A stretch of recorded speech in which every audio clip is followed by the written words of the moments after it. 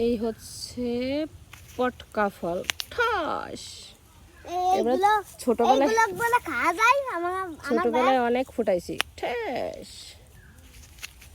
ঠাস পটকা। ওয়াও, অনেক তো পটকা।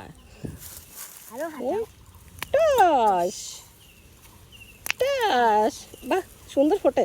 টাস টুস।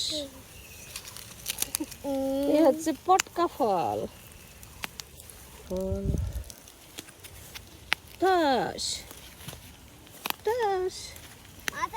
দেখ কতগুলো ফুটতেছে।